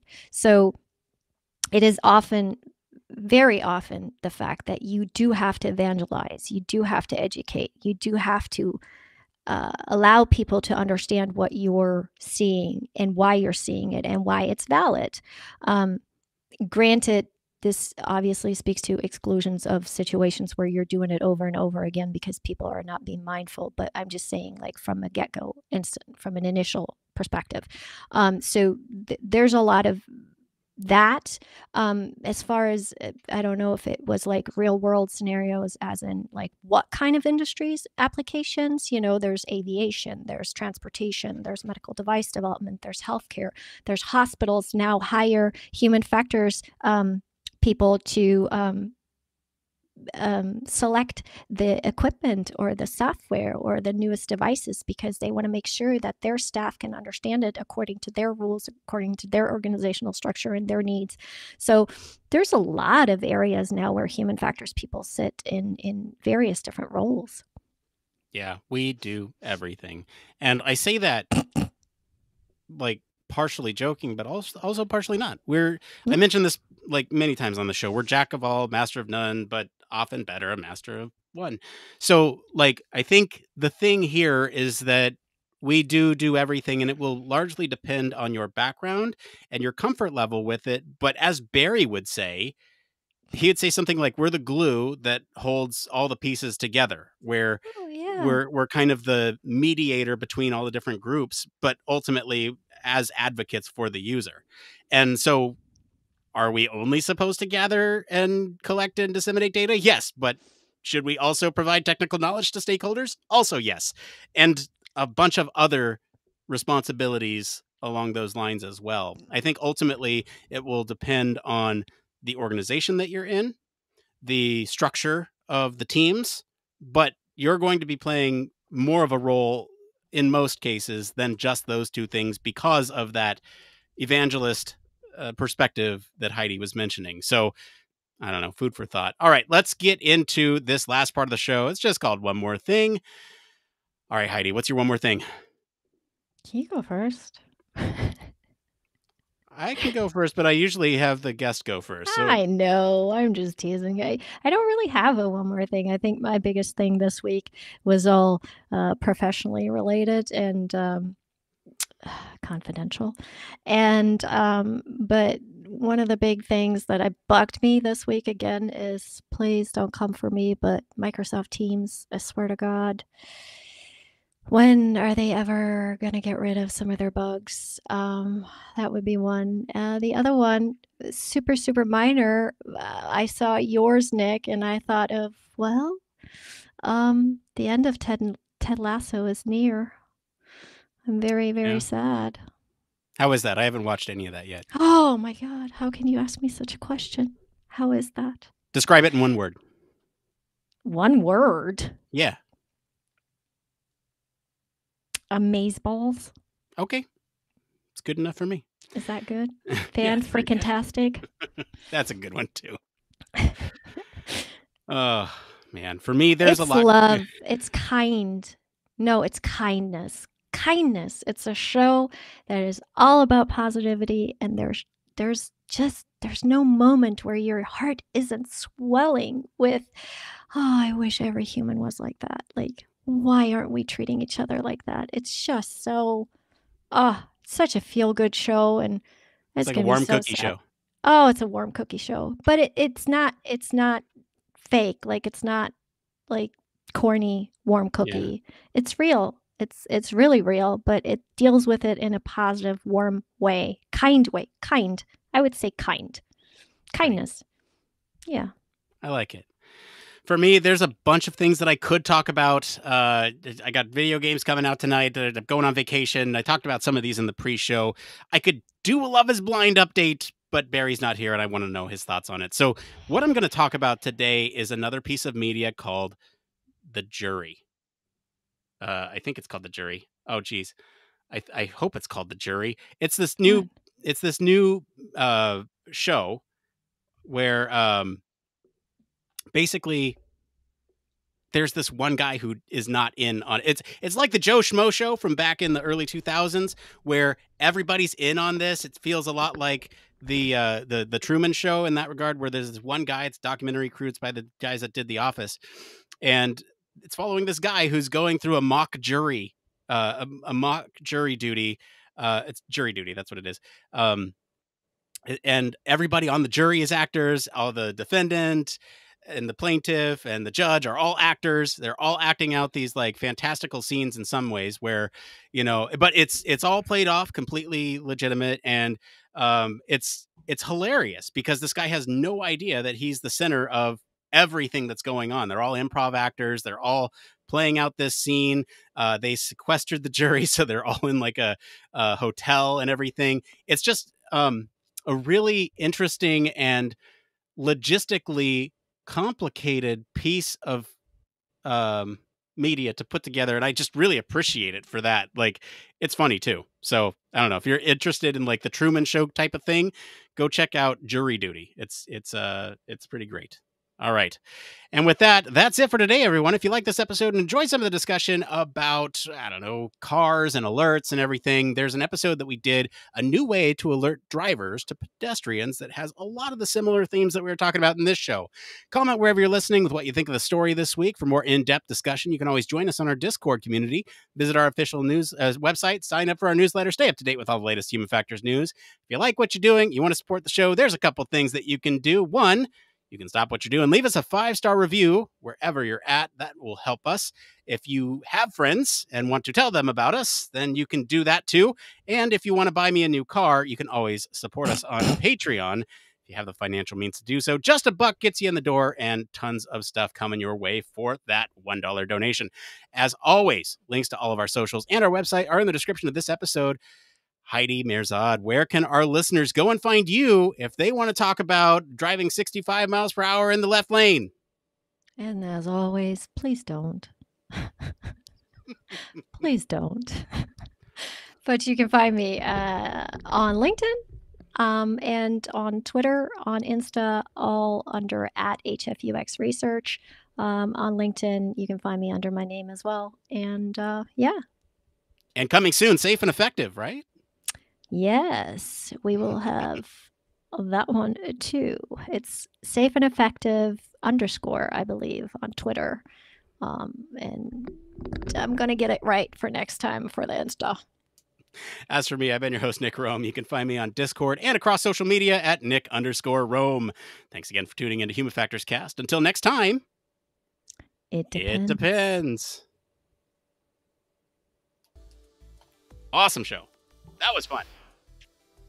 It went by really fast today. It did. I looked up. And I was like, wow. Whew. Yeah. The topic that keeps on giving. Technology and AI and controlling us. I'm here for it. Well, I mean, I'm not against it. I'm just put a barrier on it. Put, you know, those guardrails that come up when you go bowling? Bumpers. Yeah. The bumpers. Put bumpers up. Bowling. Put bumpers up. Not this. Couldn't you say that AI is the bumper? Huh? Isn't Absolutely AI not. No.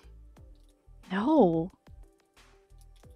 You think AI of AI as the bowling lane. You think of Yeah. AI as the full bowling lane. Okay. Yeah. Well, AI See, is I think of supposed to learn humanity. from behavior, right? AI is supposed to learn In some, from behavior, yeah, it's- right? So yeah. if you don't put bumpers on the behavior or on the AI, you're just learning the bad things too. And we know that bad behaviors are more predominant and produce more algorithm than, because it leaves a more lasting impression because it goes out of the norm. So that's how these software, that's how everything learns. So I don't know. I need bumpers. I tend to think of humanity as the bowling lane. And AI might be bumpers on that bowling lane that drive us in a direction closer to hitting a strike. Okay. And the material of the bumper material of the bumpers themselves would be the equivalent to how elastic or how reflective they push back our intent. That, you know, if the bowling ball hits it, right? Maybe bowling ball is our intent. I don't know. Analogies are fun. I heard somebody say this the other day, and it really struck a chord with me. It was that, and I mean, we are very aware of this. Like, we are fatiguing. We can't handle big mental thinking anymore, or I should say overload or information or data, whatever you want to call it. But it was more along the lines like, we have Google telling us where to go, we have Spotify telling us what to listen to next, we have Netflix what to tell us what to watch next, we have the dating apps, you know, who to match up with, and like it goes on and on and on. And at some point we are losing our part where we are just not influenced. And I think some of the prettier stuff in life, the more beautiful stuff in life, gets a little lost in that. So that's really interesting that you bring that up, because that was actually one of the topics of our first roundtable over on Patreon. And I know I keep plugging it because I need a new car, but the thing here is that Nick needs a new car. Frank has been on the show before, and we've started this new series on Patreon called Human Factors Cast Roundtable, and it's where our Patreons can support us at a certain tier, and they actually get their own show with us as the guests. They get to talk about whatever topic they want. And to start introducing this, we've started reaching out to some of the talent that's been on the show before, some of our lab members. And Frank was one of the first ones that we talked to, and he brought up this very issue of like, you're designing the human for the technology, but at what point does the human become so dependent on the technology that the human is nothing without technology? And so it was a really interesting discussion, because I brought up the issue of like, well, or they were bringing up like, what if an EMP hit everything and just knocked out everything? And I said, well, our humanity is driven by the need for better technology. That's my thesis anyway, because if you think about it, early humans were still working with tools, and they were always striving to make those tools better. And that's technology. And so... No, I think maybe you're thinking of evolving and progression. I don't think it's technology. I think we are dependent. We urge, we drive, we aspire to evolution, to progression. Progression doesn't always have to mean technological progression. I would like to see more progression in our behaviors. I would like to see more progression in our kindness towards each other. I would like to see more progression in the arts and sciences again, right? Like, you know, we're banning books and we're limiting this and we're doing that, you know, like, are we still teaching children how to play music instruments? Here's the thing, though. There's a certain subsect of people who don't believe that that is progression. And so what I'm saying is that as a society, we're always going to want new tools, new things to facilitate whatever we do to be easier, right? So ancient human and a hammer, and a rock, right? They use a rock, and then they realize, oh, well, they can use a hammer if they fashion this rock and tie it to a stick, that it's going to have a little bit more weight and a little bit more angle, and then, you know, they eventually fire and all these things to keep them warmer. And so technology, in the sense of finding new innovative ways to do stuff, this is I don't want to rehash the whole discussion because it was really interesting. No. But I just it's fascinating that you bring that up. And but I just, you know, throw it out there that innovation doesn't always mean technology. So no, I agree. That's why I'm saying, like, as humans, we drive for more tools and more technology. Not necessarily. It's also very cultural. It's a very cultural thing to have more conveniences in certain cultures and less conveniences in others, right? So there's towards particular things, right? Like, it's not always the same things. Everybody has their own thing, but I'm just saying I was really reminded of when this person, when I was hearing that, you know, I was like, oh yeah, like when I was in grade school, we all had to learn an instrument, whether you liked it or sucked at it or not, you know, like I literally had to learn how to play the flute, and I was so bad at it. But it gave me other skills, right? It wasn't all about technology. It was about motor skills and muscle memory and memory training and the arts, like music and melody and lots of different things that came into, and not everything is technology, you know, like. I mean, music is math, so. Yeah, I mean, yeah, like I said, arts and sciences, you know, it's just, but math doesn't mean technology. Math is just a science, for a tool, a science. It doesn't have to mean technology, right? No. What I say when I say tools. Oh, and okay. Technology allows for many tools, but like, for instance, music is a tool in therapy, right? So there's I don't know. It reminded, when this person said that, it reminded me, I go, oh yeah, I was in the choir. I had to learn a flute. I had to learn how to play a flute. I had to participate in certain activities, right? And they weren't all technology related, you know. Now I'm going to date myself, but I had to learn how to program a computer. Because back then, you know, we had to learn that. Now it's like a given, but, you know, back then it was like, no, you're going to take this class to learn this. And, you know, but, yeah, so I don't know. I would like to see more of that energy that we put into AI into mental health. I'd like to see more in that. What if we just have AI systems that are bumpers on our mental health?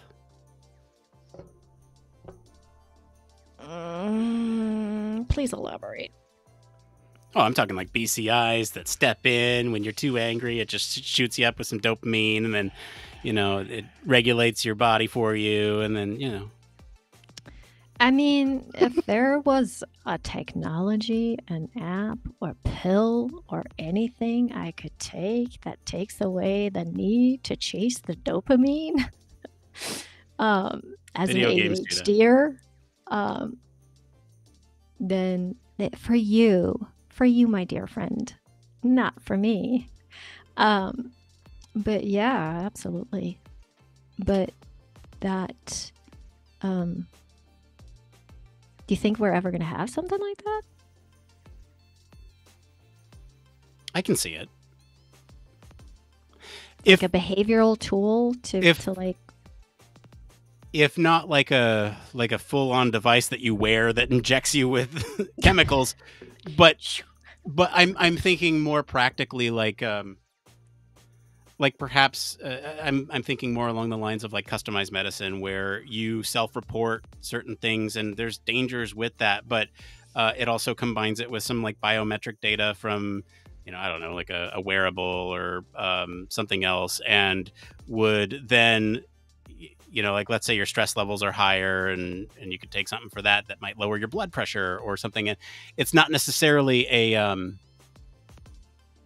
permanent, like you wouldn't be on the blood pressure medication for a while, but like, if you were having a rough day, it might just like dispense one that it had in there. And then there's like safety issues, but I'm thinking more like the customized, tailorable, situational medicine, like you don't detect that you're in pain, but your body would indicate otherwise, and so it gives you like aspirin or something, so like, like that's a really easy example that doesn't go along with brain chemistry so much, but or some sort of, I guess, automated, personalized medication plan based on other data that things are already collecting about you.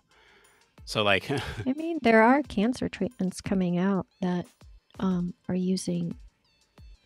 literally customized to you. Yeah. So, I mean, if that's kind of what you were thinking. Yeah, kind of like that. Almost like the gene-based solutions, where you take everybody's genetics into account and prescribe medications based on their genealogy, and then you have sort of the other end where is it the phenotypes, the physical traits that are manifesting, and based on the behaviors that you're exhibiting, and whatever the data collection device is on this, I don't know, but I'd imagine like a wearable would be one source of truth. Yeah, so you're talking about like combining biology and technology. Yeah. And then looking at your behaviors and saying, oh, well, hey, you've put a lot in your Amazon cart. Do you need some impulse control? Because I've noticed that you spent like $4,000 on Amazon this month, and you need to cool it. Oh, wouldn't we love some of that? But the medication already exists with the DNA. Yeah. They have that. Yeah. But yeah. I'm talking more specifically about the behaviors that you exhibit, right? Like, oh, hey, you should be doing work, and you're sitting at your desk and not doing anything. Oh, because God. it's like so hard for you to get started. I don't know. I mean, do you think that would really help us if we had yet another person screaming at us, or another thing screaming at us? Do what you're supposed to be doing. I mean, that doesn't really. Well, if it's not screaming at me and it says, "Hey, take this pill and you'll be able to do what you need to do." Oh, I see what you're saying. I was like, well, if it's just not screaming at you, no, that'd suck. That'd be just as bad as the in-car thing. Slow down. Yeah, sir. if it was just another prompt telling me to do something, I'd be like, I really? Is this gonna be like what's my favorite? What's my favorite line when people learn that I have like ADHD, or that I have issues with like keeping on track or stuff like that, and I hear, what's our favorite one? I wonder if it's yours too. Have you ever thought about keeping a day planner or like a notepad? I have just a bunch of like this is my week. Is just a bunch of notes on papers, loose leaf. I mean, let's be real. What we got here? We got. All right, these are the notebooks. Right? Oh, see, I have a notebook too, but it's not. I mean, it's used for very infrequently. And then and then I have the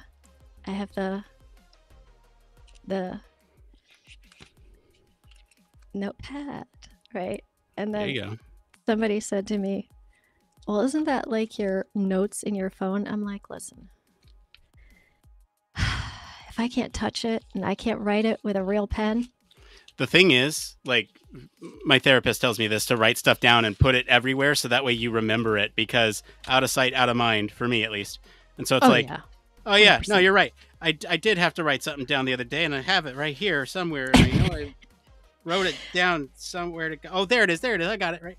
So The like that's for me at the least. I see all this stuff that I got to do before I leave for vacation. And guess what I did with my day instead of that?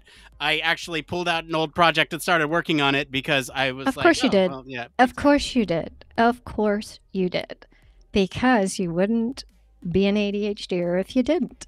But I think the two best ones I ever got, I'm not joking, those actually changed. It's so simple. No, three.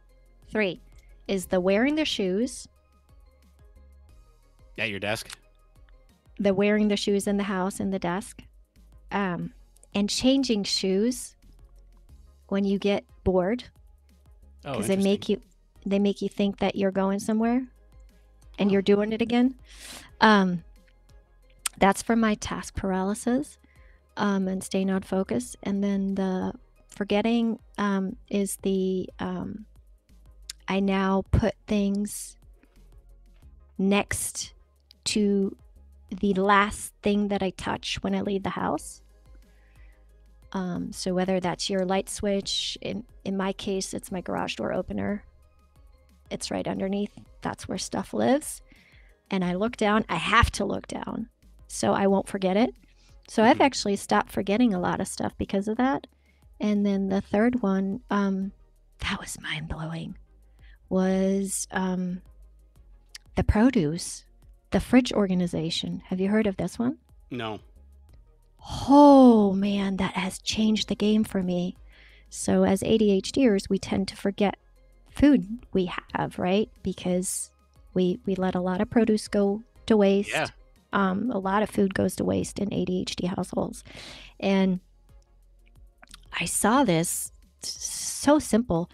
It's a complete reorganization of your fridge. Like your stuff that lasts longer and that you have in the house because you buy it regularly, let's say your lunch meat or whatever, goes in your produce drawers. And where you have your condiments, like on the side, in the door, that's actually now where I put my produce. So when I open the fridge, the thing that hits my eyes first is the stuff that goes bad the quickest, or that I have to be reminded that I bought because I don't buy it all the time. And that has changed the game for me, like seriously changed the game for me. But those three were the most impactful over the last couple of years, honestly. I mean, I can rave on like, what was it? Like this one, keep me on track, the little timer. Yeah, that worked for about 6 months. And have you ever tried what are they called? The whiteboard? Have you ever tried the whiteboard? Writing your stuff in the morning down? No, I do that on paper though. Wiping it out as you go, like through the day, because you have to physically get up to wipe it out. No, I do that on paper and I cross it off. And there's something about the like crossing off the checklist for me that doesn't it feel so good? Ooh, it's nice. Oh, Because so here's the thing with like a whiteboard where you erase it. I can't look back at the day and say, what did I accomplish today? With this, I can. And that feels really good to me when I'm like, oh, I don't feel like I really did a lot today. I can look at this list and go, actually, I did 10 things here.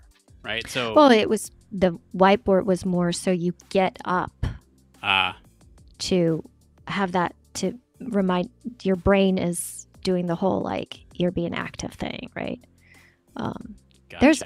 There's so many things that work for some, don't work for others, like medication, caffeine, like, stimulation, overstimulation, I'm an absolute like fan of learning certain decibels and speeds. So like binaural beats or something like that. Or there's actually a website where you can go that tells you the speed of a song and whether it's ADHD friendly. And I realized, and this is actually in the ADHD community, it's apparently known. I did not know because I was so diagnosed so late in life, but we actually benefit from upbeat. Like, we're really a rhythmic kind of cadence kind of, you know, creature, and we can actually overlay different songs over on top of each other, and we find it extremely soothing. Others find it annoying, and we find it soothing because it has certain melodies and rhythms in it and stuff like that. Yeah. And so that was very interesting. It's interesting that you bring up, you know, some things work for some people, some things don't work for others. I know you wear your noise canceling headphones because they literally drown everything out in the world. But for me, these bone conducting headphones allow me to still hear everything around me and listen to music and still stay engaged, which is actually really nice, because then I can hear, you know, if my son needs something, I can attend to him. Right. But I can't believe we're already at time. I know. So, like I said, we will be off for the next 2 weeks, but you can look forward, hopefully, if everything goes according to plan, safe and effective, next week. And we'll have some other surprises along the way for you all, too. I'll be back mid-May to talk about something. We'll find out later. But until then, I hope you all are well, and we'll see you soon. Thanks, Heidi, for joining us. Have a good one. Enjoy your vacation. Thank you.